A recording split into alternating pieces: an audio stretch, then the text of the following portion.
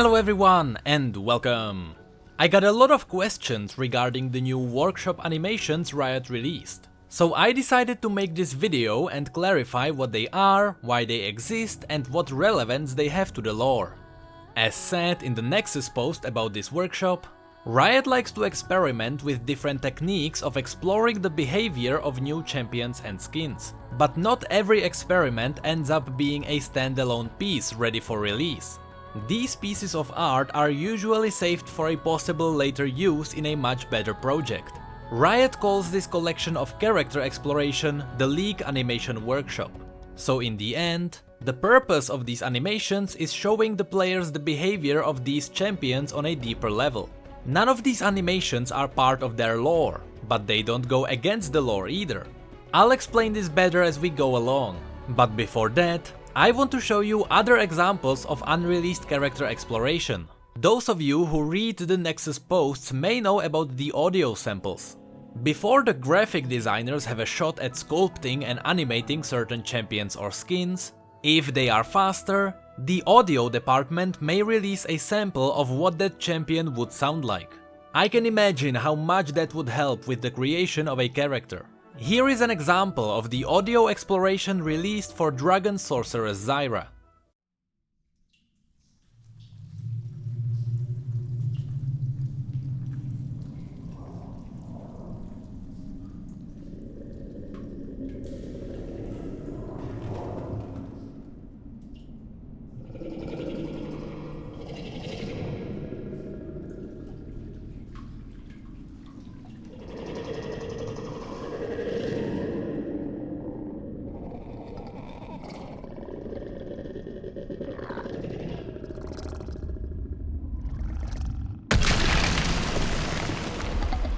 Choke the life from them.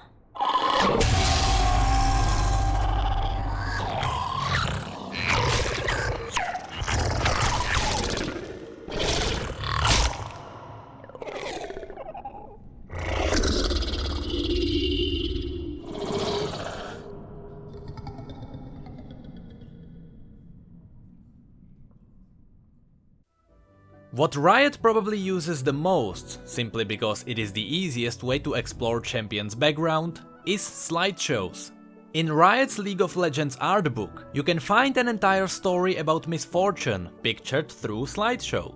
This story is not canon, as you can see young Miss Fortune living with her father, while in her real story it was her mother. Also, she was slain by Gangplank, but in this story it was a mysterious Cabal assassin.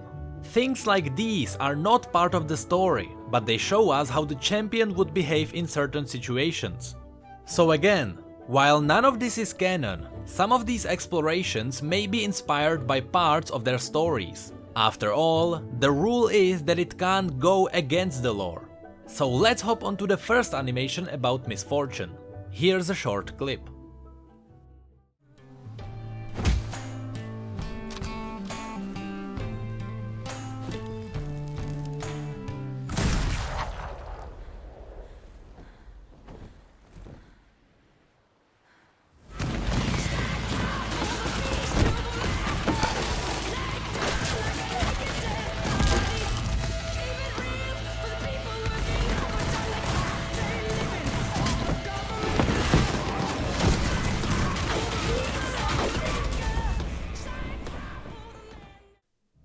As you can see, this animation shows us what Miss Fortune was like after she grew up on her own as a mercenary, but before she met Raven.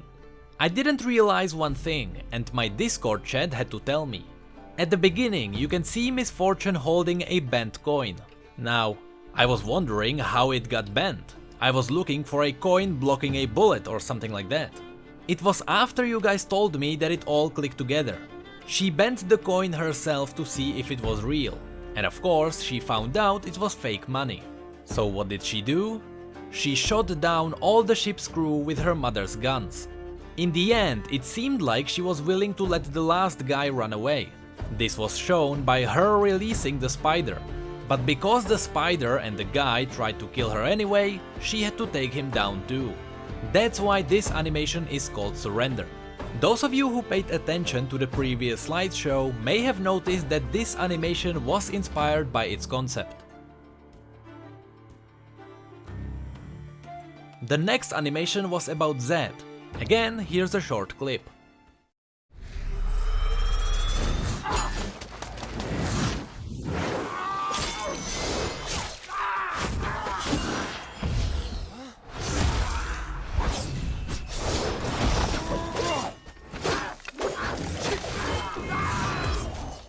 Now, I don't have a lot of information about this one, simply because this animation was an experiment exploring the visual style of Zed's abilities using 2D animations. Originally, its goal was to show that 2D style can be as mature and bloody as any other 3D animation. However, there is a line in the Nexus post explaining what is happening here. Some of what you'll see is standard fight porn, like a ninja slicing and dicing a squad of Noxians. This pretty much confirms that this animation shows Zed, possibly during the Noxian invasion, protecting his territory. I should mention that it is possible that Zed would travel outside of Ionia too, because in Gangplank's lore it is mentioned that he stole one of Zed's ships, which means that Zed sailed beyond Ionia's shores. Next one we have Darius.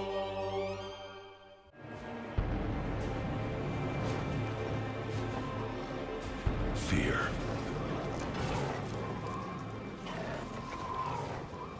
Predators smell it.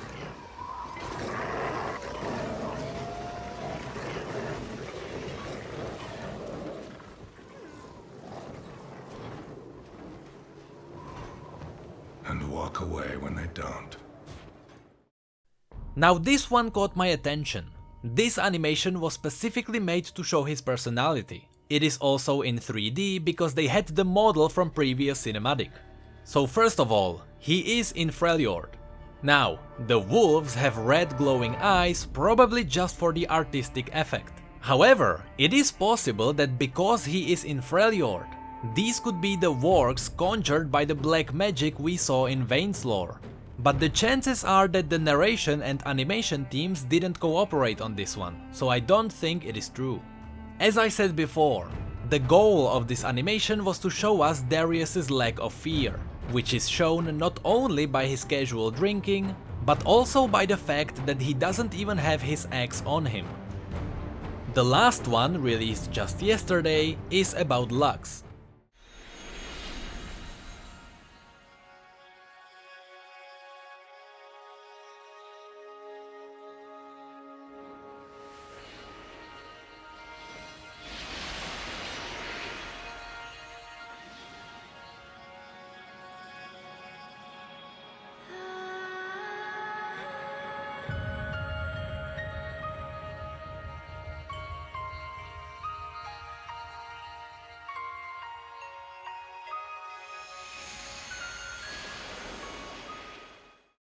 There isn't much to say about this one.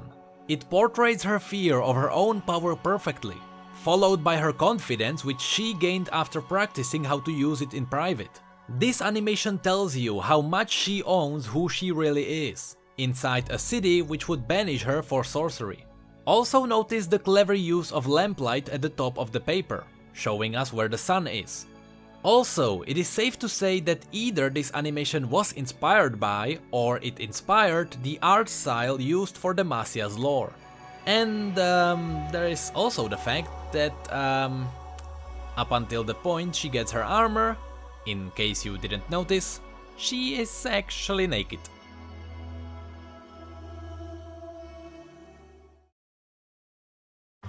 But that's pretty much it for this video. I just wanted to let everyone know that we shouldn't make any crazy theories about these animations. While they are true to the characters, they are not true to the story. But yeah, if you enjoyed this video, you know exactly what to do. You can also follow me on social media if you'd like to chat about these animations. So thank you so much for watching, and I guess as always, thank you come again.